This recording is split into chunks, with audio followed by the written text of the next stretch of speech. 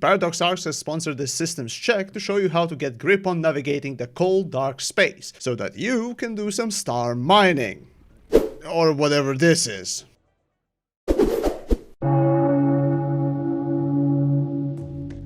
Alright then, even before we start, let's get our bearings right. So, this is your ship. Not much to look at first, but it'll get bigger and better. And even so, if you still want to admire the artist's work, zooming in or rotating around is possible, and in fact, necessary not to run into a starbase.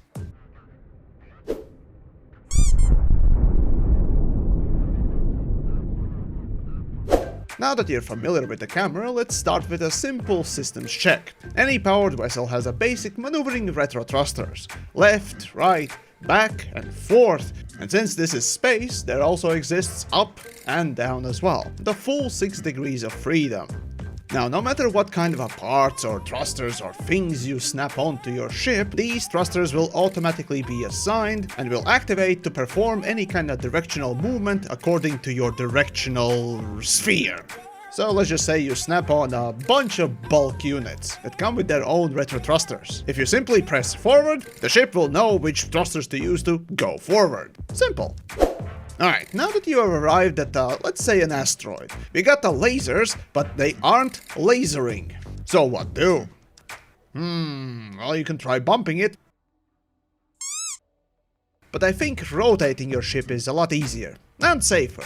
With a simple button modifier, once pressed, you can switch the movement keys to rotational mode. And in order to succeed navigating in Starminer, combining both will set the rookies apart from the grizzled vets, whether you're performing complex space Tokyo drifts or simply rock bumping. Alright, you can maneuver and rotate your ship, you can even rotate your camera, but these things are separate actions. Now if only there would be a mode that would combine all these things. And with luck, there is the pilot mode. With a simple button press, you toggle the pilot mode that will let you, well, pilot the ship, like pretty much any other space clunker from a pilot's perspective. While this mode disables all rotational control with the exception of rolling, it also replaces it with mouse controls. Just remember that this mode is still active when you're starting to click on all the menus. Otherwise, yep, there you go. Newtonian law dictates, any object in motion will stay in motion. But hold on, this is space. Why is there space brakes on my ship? Is there space friction in space? Well, no. Remember those retro thrusters? Well, as soon as you stop giving the command to the ship to move, they will automatically kick in and try to stop the ship from both moving and spinning. Very useful feature when you want to, not float off in the distance. But then again, pressing go forward button for long time periods, like for example getting from Jupiter to Mars, is not exactly the most fun thing. So what luck it is that space is space, and in space, physics don't stop existing. So you can disable retro thrusters and enjoy a full scope of Newtonian physics.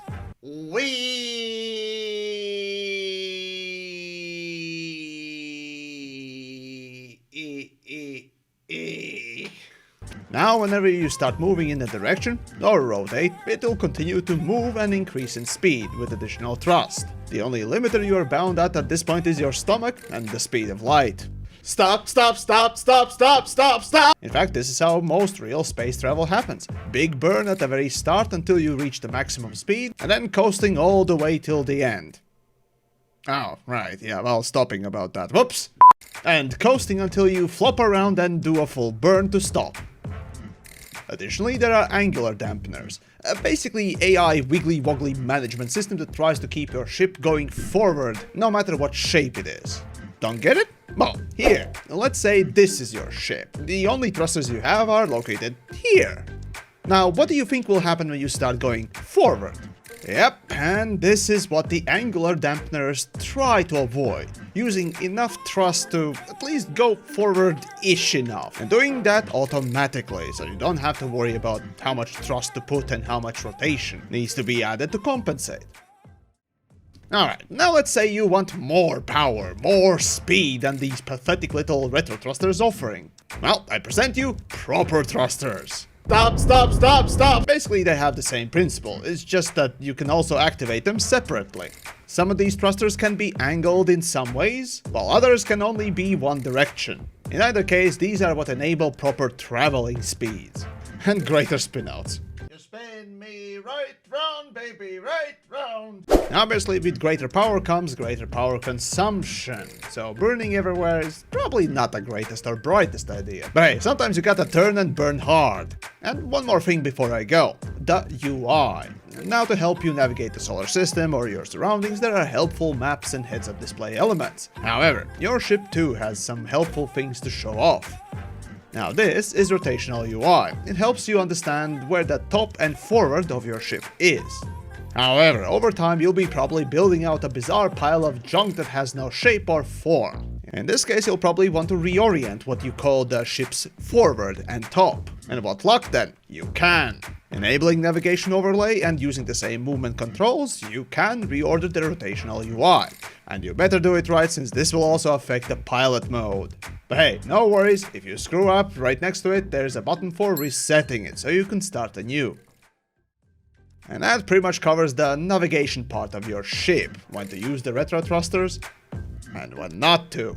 And of course, what the large thrusters are and how to use them. But hey, let's say that you want to travel to another planet or a system. Well, thrusters won't exactly cut the mustard, so gate travel will be necessary. And what luck it is then, this Starminer series includes a bunch of my fellow creators who are covering each different aspects of Starminer.